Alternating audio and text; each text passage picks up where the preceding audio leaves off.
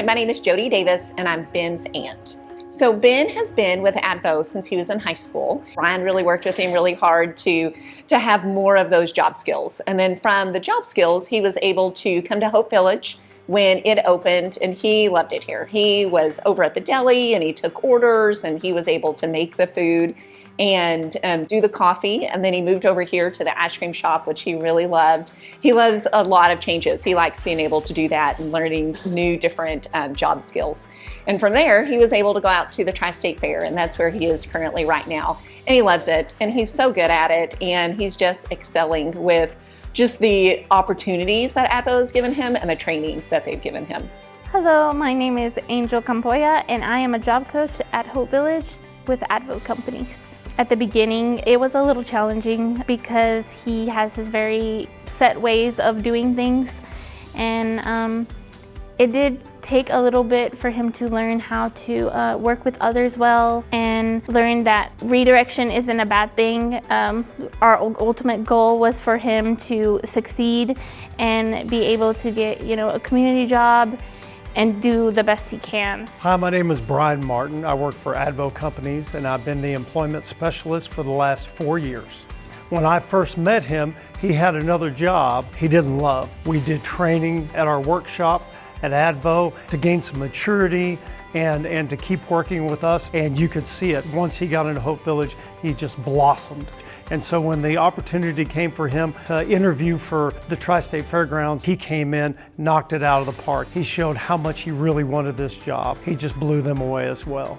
Hi, my name's Brady Ragland. I'm the CEO of the Amarillo Tri-State Exposition. I had a grandmother who was a special needs teacher, and so working with those with disabilities has kind of been near and dear to my heart. Here at the fairgrounds, we've been partners with Advo for a long time, and we worked with the team to identify a potential candidate to come and provide some help out here to the fairgrounds. We thought it would be a great fit, really both ways, and so when Ben came in, we treated his first introduction really like an interview.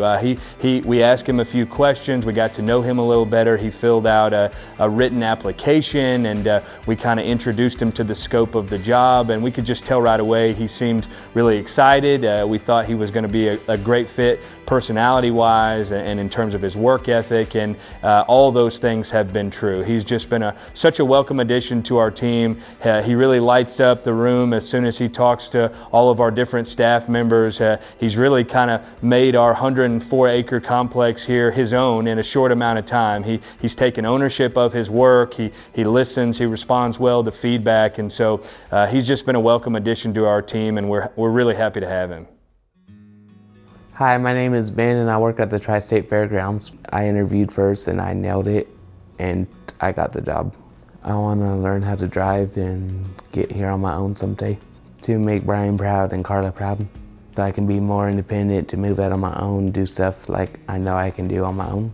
My name's Melanie. I work here at Hope Village at the Scoops and Smiles. Ben was one of the first employees that I had met when I first initially got hired on. He was really timid, very shy, but the more we worked together, the more he kind of laid out the foundation of who he was. He was more open about what he liked and what he liked to do, and he really thrived in the ice cream parlor. He really did. It was his favorite part. He couldn't get enough of the toppings, and just working with him was such a blessing that I didn't realize until he was gone. And once they're gone out into a community job, it's like bittersweet, but they deserve it so much because they have so much potential, and I'm glad that here we get to push them outside of their comfort zone where other people can say, hey, I can rely on Ben better than any of my other workers or even any of our guys. Like, you can rely on them more than anyone here, because once they set their mind to it, they can do it, and they can do anything, and it's beautiful. I love working here.